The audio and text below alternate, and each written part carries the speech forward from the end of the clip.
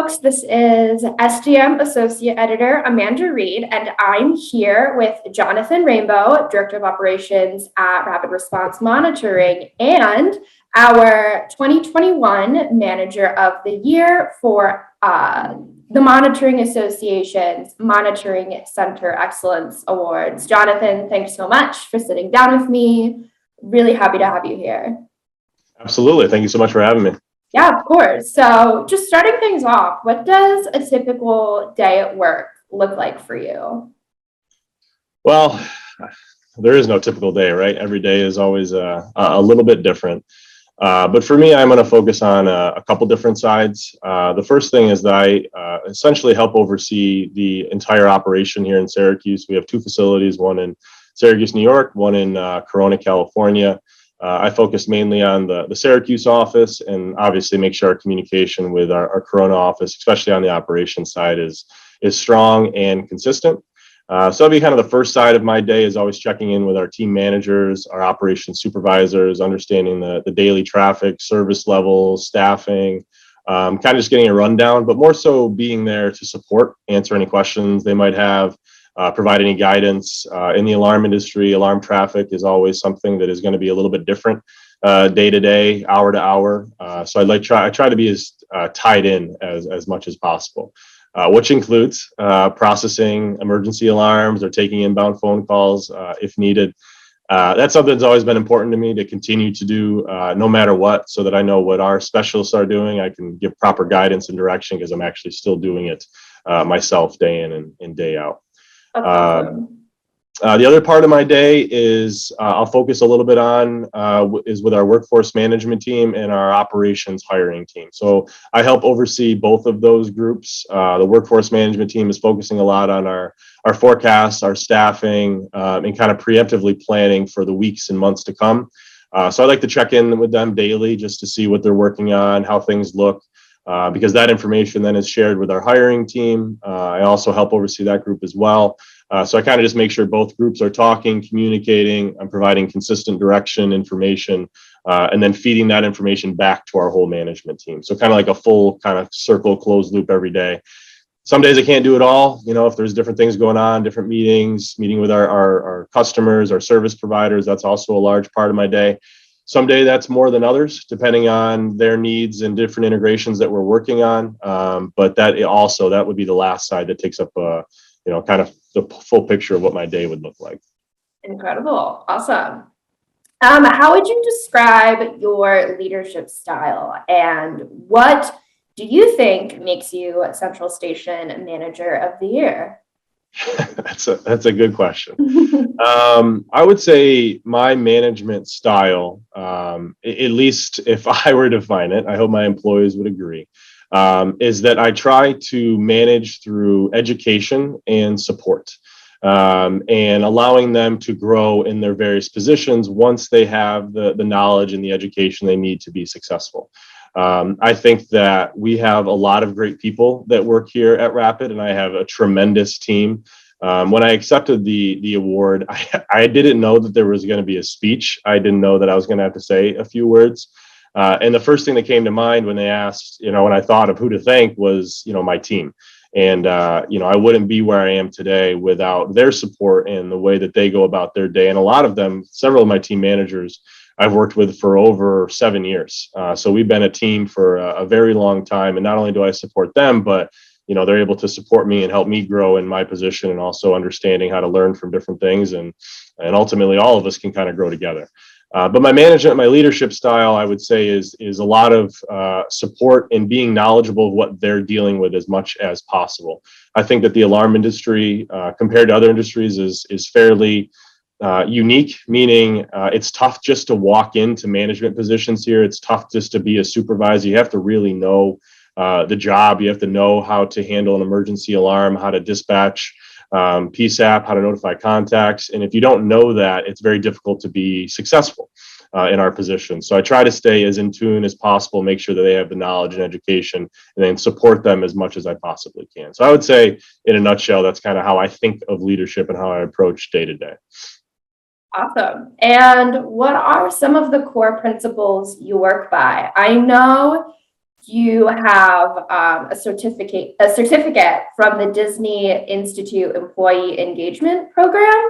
So I'm sort of curious, what are the core principles you work by and how that certificate sort of informed that? Sure. Yeah. I think that some of my core principles, the first one is being respect. I would say the next one, trust. And another one that we talked about is the training and education side of as far as how I feel, what role I play and how I can be most successful and impactful for my team. But with respect, I'll start there because I think that, as you mentioned with the Disney Institute, and I've attended several of their seminars, their conferences. I have several certificates from spending a lot of time with their organization, really understanding what makes them tick. And respect is something that goes a long way. I know that at Disney, they refer to their employees as cast members. That's a very small thing, but something that I took away, and we refer to our employees here as heroes.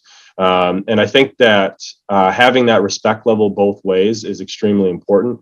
And that builds trust. And for me, that is one of the founding principles in my position, is that I want to trust our employees. I want to trust the team leaders, the supervisors, and our specialists. And I want them to, in turn, trust me to make the right decisions on their behalf based on understanding where they stand, their expectations, and really what they're dealing with day in and day out. And the final thing, like I said, is knowledge and training. And people and employees can define career growth in a lot of different ways. And sometimes it's defined as changing in titles or even changing in compensation. But to me, those things are important, and I value those, and I will do my best to work with our team to provide those as often as possible. But the one thing that can always happen is training, knowledge, and education. And that's how I think that somebody's career can really grow, not only at Rapid, but also in the industry in general. That's how I got to the position that I'm in today. So that's something that I will commonly and consistently focus on is growing someone's career and development by educating and training them as much as I can in any area that is impactful for their position, both internally here at Rapid, but then also if I think of the industry as a whole. Yeah. I know that you've been at Rapid for 11 years. So when did you first enter the security industry, and what has your career path looked like thus far? That's another good question. My trek through the alarm industry has been mainly at Rapid Response. I actually started here as we refer to as a control center specialist. So I was in our entry level position, processing alarms, taking phone calls. Back in 2010, I actually started here right out of college. I graduated from a local college here in the Syracuse area with my marketing degree, but I wasn't really sure what I wanted to do. I worked for my dad at the time. He owns a local construction company, and he actually found the job posting for me and encouraged me to apply. So I took that as a sign that my career there was ending. So when I applied to Rapid, I really focused on the fact that they focused a lot on internal advancement opportunities. And that's something that I think was important to me at the time. I know it's important to a lot of people, but my thought is that, if I get my foot in the door somewhere, maybe I'll be able to find that career and take the job and transcend that into a career. So I started, as I said, in the specialist position. I spent about a year in that role before I transferred into what we call internally as our leadership development program. That was just about a year long, where it sent me through all of our major departments. So I spent time with operations, dealer support, our customer service team, our technical services, sales and marketing, and I got to shadow almost all of the employees, at least all of the positions, maybe not every single person, but all of the roles that were in the department. And then I got an opportunity to act in their position as well. So I'd spend a few hours or a day taking the calls that they would take, processing the emails they would get, and actually doing their position. As you can probably tell, I didn't know a lot about the alarm monitoring industry prior to joining Rapid. So that taught me a lot about Rapid, but then also what role they play specifically within the industry and the different services that we provide. From there, I spent time back in the operations department as a shift manager on our second shift, if you will. Did that for a couple of years, and I became the director of the department back in 2017. So I've seen all different sides of Rapid, all different sides of all the departments that we have to offer. And I've also spent a lot of time communicating with our service providers, our customers, by attending association meetings, industry events, and trying to be as engaged as possible, especially with the Monitoring Association, trying to take advantage of some of the different training opportunities that they have, whether they're virtual or I've even traveled to a few different places on the East Coast. Just try to learn as much as I can, because like I said, I didn't have any prior experience coming to Rapid, so I try to do what I can to be as involved as possible. Yeah. And speaking of training, what sort of training do your employees undergo? And have you sort of altered or refined this process since becoming a manager? Well, our employees go through a lot of training, and there's a lot to cover. But we take the for lack of a better term, the building blocks mentality, where you learn one thing at a time, and you can see how over a series of months they will compound on top of each other, so you can see the full picture. When we start a control center specialist, they're going to go through a 4-week intensive training program where it's going to be in a college classroom setting. And they're going to be one-on-one with training specialists. There's also going to be a couple corporate trainers in there, going through a lot of things that I talked about as far as my progression. Learning the alarm industry, learning the industry of Rapid, and starting to learn the core values of how we provide the service that we provide, all the way from our policies, procedures, and our customer service. And to answer your question specifically, we try to do as much as we can on the automation side of things with our software platform to make the job as efficient and effective as possible. We try to reduce the amount of notes that are on accounts, information that is different from one account to the next. We try to keep that as streamlined as possible so our specialists can truly focus on customer service and that conversation, that life safety moment that they're having with a customer or end user, and making sure that that's something that is they can really focus on and not be distracted by other things that are happening secondarily and tertiary to that. Especially once you get into a dispatching scenario, we don't want them to have to worry about, well, where do I find this information? Where do I find that information? We want them to be focused on giving the right information that they receive from the customer and really focusing on being as efficient as possible. The last part of that, I would say, one of the things that I've tried to focus a lot on since becoming a manager is preparing our staff for those life safety moments, those emergency alarms. We do a lot on the hiring side as far as educating about the position and what they are potentially going to be getting themselves into. When they go through training, we do a lot of shadowing. They get a chance to shadow the job, watch a specialist that's been doing it for a long time, sit with trainers. They have trainers tethered in, and there's a lot of shadowing and back and forth communicating. One of the things that we've inserted into that process is a simulation package that allows us to simulate end-to-end a true live emergency event so that the specialist can see how they actually internally react to those moments. Because you can talk about it, you can think about how you're going to prepare and how you're going to handle those, but sometimes you don't actually know how you're going to physically and emotionally respond to somebody saying, our house is on fire, or please send the police, somebody broke into our back door, or my family member is having a medical emergency. You think you know, but you don't always know. So I would say that was one of the key things that I've tried to focus a lot on is integrating simulated events into our process at each skill level, at each skill training, so that they spend X amount of hours getting a chance not only to shadow, but then run through simulated events for hours on end so they feel as prepared as humanly possible. Yeah. And you talked about training. How do you keep employees and make them happy? And you mentioned employee advancement earlier. So what sort of opportunities for advancement do employees at Rapid Response have? There's a lot. And I think that for us, our culture and our environment is centered around internal advancement opportunities. I wouldn't be where I am today without the opportunities that were awarded to me. And I'm very fortunate to be in the position that I am today. However, that mentality doesn't stop with me, didn't start with me, doesn't stop with me. It doesn't, it's not only, I'm not the only one that's been affected by it. I think right now, 93 or 94% of all of our middle level and senior level management positions, everybody started at the entry level position. And especially in the operations department, 100% of our operations supervisors, our team managers, even our workforce management team started or spent time in the entry level control center specialist position because of how valuable that role is and that knowledge and education is. So I think that for us, the age old question as to how do you keep employees happy? There's a lot of things that go into that. But I think it goes hand in hand with knowing that there's opportunities available for them.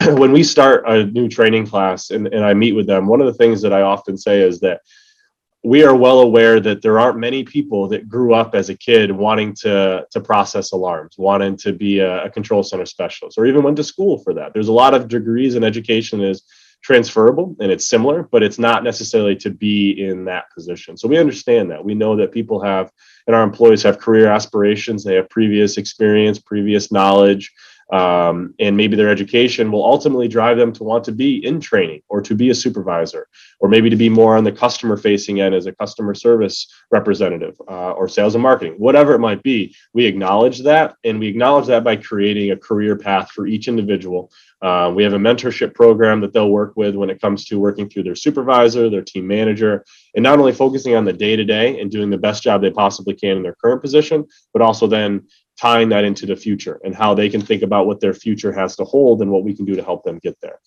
We don't avoid the day-to-day. Obviously, they have to continue to do a good job and meet our expectations and understand the adherence that's needed to do well in their role. But we don't ever lose sight of the bigger picture. And I think that, in my opinion, helps with all the things that you mentioned.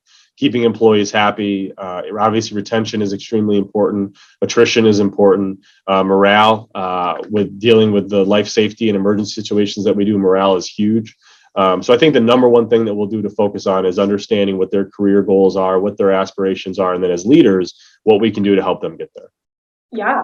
How do you promote and maintain a positive relationship with first responders and law enforcement? Well, that's a back and forth. I would say the bi-directional communication is extremely needed there. And also, I've learned a lot over the years. Whereas my first approach back in when I first started was understanding what we're doing internally, developing our own policies and procedures, and just thinking that was the right way to go when it comes to communication with PSAPs, communications with our different jurisdictions that we communicate with day in, day out. And what I learned over time is that that's only 50% of the battle. That's only our perception, our understanding as to how we should approach dispatching on a panic alarm or a holdup alarm. And what I started learning is that the feedback that we can get in a bi-directional kind of closed loop approach from first responders is almost more important. And that can actually drive the way that we create our policies and procedures. And that's something that I learned early on, just when trying to come up with different ways to approach new services and new integrations, and then getting immediate feedback when we go to dispatch, like, that doesn't make sense to us. What are you asking? What are you dispatching on? I think that was a lesson that I learned a few times, and that kind of changed the mentality, at least for me and my team, that when we onboard a new service or integration that's going to be completely different than anything that's ever been acknowledged before from a dispatching standpoint, we'll actually reach out. We'll set up meetings and kind of breakout sessions that are not emergency related, because we're not dispatching on events, but just kind of run through with them what we're doing, what our goals are, what the goals of the service are, and try to learn from them as much as possible. And that's how we'll actually scope and generate our offering from a dispatching standpoint. So I would say that, to answer that question, over the years, my understanding of that relationship has only grown, and knowing how important it is for it to be bi-directional. It doesn't stop either at the initial onset or the initial onboarding of a new service. There's constant learning. Jurisdictions change policies, procedures all the time, as far as, call this many people before you dispatch, or there needs to be video verification or audio verification. I love learning from those circumstances and understanding how we can use that to our benefit to make us as efficient and effective as possible, because ultimately we want to make sure that we're sending the right responders in an immediate, quick time period. And there's no way we can do that unless we have a full closed loops form of communication with PSAPs, jurisdictions, and the first responders. Yeah. How did your central station respond to the coronavirus pandemic, and what steps did you take as manager to get your team through the pandemic, both like when it first happened and as it continues to develop and happen? Sure. I could spend an hour on this topic. The pandemic for all of us in one way or another, whether it's professionally or personally, has been impactful. More so than I think that we knew from day one. But I'd say that a couple different things. A couple things I'll focus on is that from a structural building infrastructure standpoint. Our building allowed us, in the way that we approached our expansion back in 2012 when we designed our new 35,000 foot expansion off of our existing building, allowed us to take advantage of seating capacity, understanding the way that traffic will flow within a building, and taking that into account. Because in general, even prior to a pandemic, when we have such a large team and a lot of people coming in and out all day long in a 24/7 facility, even something as a simple cold or flu will have a big impact on our team. Something that can easily spread just like anywhere else. So one of the things that our executive team instituted from day one is our UV HVAC system that allows us to kind of kill a lot of that and be prepared for different things that can transfer within an office from person to person. And then from there, we wanted to be as aggressive as we possibly could be with providing a safe environment from the minute that we thought this was going to start to impact us. And one of the main things that we did is we installed a thermal reading temperature station that all of our employees have their temperature checked prior to entering our central station.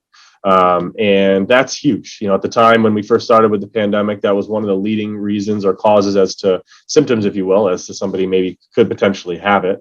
And that allowed us not only to screen for that, but it gave our employees a sense of security and kind of peace of mind that we've made that level of impact and effort to make sure that the people that are here are safe. And the other thing that we did was we gave everybody a thermometer to go home with. They had that preemptively. That's theirs to keep. They don't have to return them after the fact. And the other thing that we did is that our entire central station, our operations team, our dealer support, data entry, and training groups, we remained in the office from day one. Even when all the other local companies, national companies, a lot of people transferred to a work from home model. From day one, as an executive team and our senior leadership team, we decided that we were going to stay in the office, and every decision that we made was going to be to center around building a safe environment for the group that was here. But we did send our non-essential staff home. So our sales and marketing, our accounting team, software development, they did transfer to a work from home model, which allowed us to spread out over the building a little bit. And over the last 18 months or so, we've had a social distance approach to seating. And also the other thing too, even before the pandemic was declared, we had a staff, our housekeeping staff of roughly, I think about 22 or 23 that worked 24/7 full time. So that's always been a value of ours. Now I think that's increased to somewhere in the mid 30s, somewhere around 33, 34 people. And they're a huge part of our team. They're a huge part of our organization. They're here 24/7, making sure that each workstation office is cleaned as consistently as possible. That's from an infrastructure standpoint, the things that we did. From a management standpoint, communication. That was by far the most important thing that we learned from day one, that if we continue to communicate what our initiatives were, what our goals were, that really helped the staff, that helped the employees know what direction we were moving, because there was a lot of uncertainty. There was a lot of, are we going to go home? Are we going to transition to a partial work from home model? A lot of people wondered what were going to be our goals. And so we actually started doing daily correspondence. So every single day we would meet as a management team. We would talk about new challenges that were presenting themselves, what our reactions were going to be. And then we would send out a communication and we would explain our reaction to A, B, and C, what we were going to do, and then what our big picture planning was going to be, all even down to, how our day-to-day interactions were going to change. You could no longer just walk into somebody's office and have a casual conversation. There'd be consideration for socially distanced conversations, wearing a facial covering, all those things were new.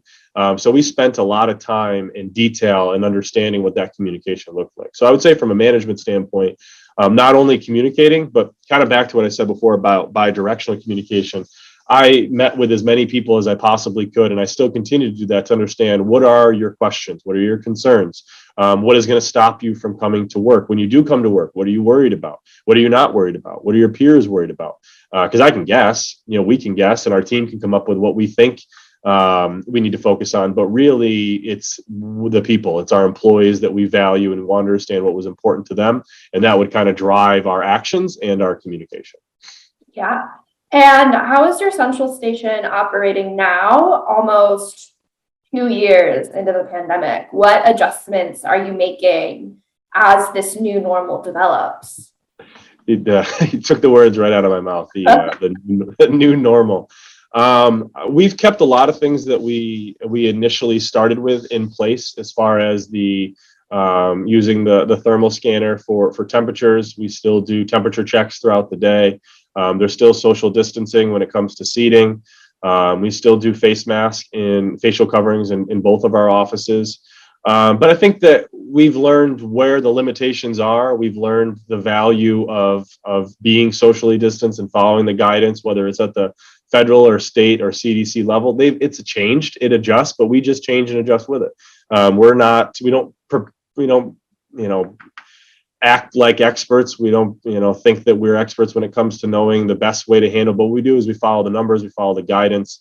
And then from there, we've been able to come up with a system that allows us to still do all of the things that we would normally do. Our monthly reviews, monthly quality assurance reviews, meeting with our staff, meeting as a team. We take advantage of the virtual options like this, using different services and software platforms that allow us still to communicate as a team.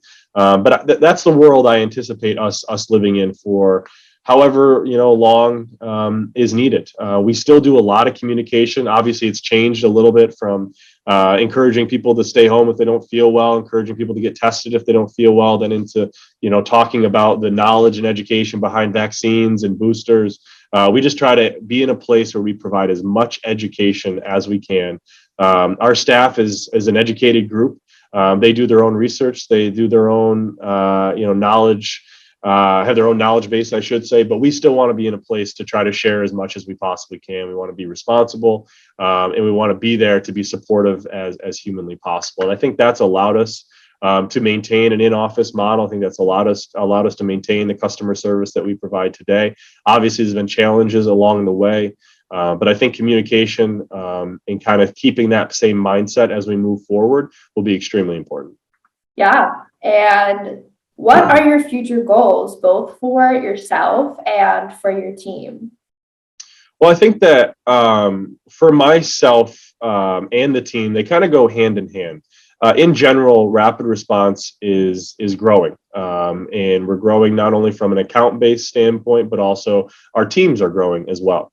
And my goal is to make sure that we continue to create a culture and environment that we've had, at least over my last 11 years that we've had, and that I've been here. And I think that as you continue to grow, that's something that you have to really pay attention to, because you can kind of outgrow your current processes and policies and procedures. So my goals are to continue to maintain the culture that we have today, and also be able to help whether it's somebody that's new to the team, been with the team, a tenured employee, be a part of our growth. We have a lot of new services, a lot of new integrations. There's a lot of opportunities for new knowledge and education. And I want to be in a position to be able to provide that. And I think that kind of will transcend for me too. We're doing, having new conversations with new partners and vendors every single day, things I've never heard of as far as from a technology standpoint. And that transcends into everything that we do, customer service and training and those types. I enjoy that type of stuff. That it excites me. And I try to take advantage of it both personally, but then also for our team as well. Yeah.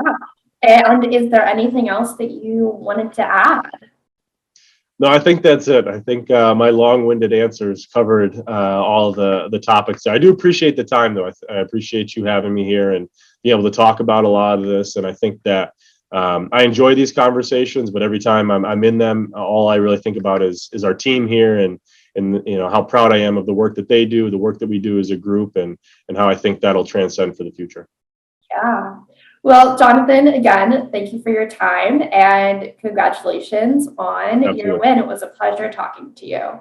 Absolutely. Thank you very much. I appreciate it.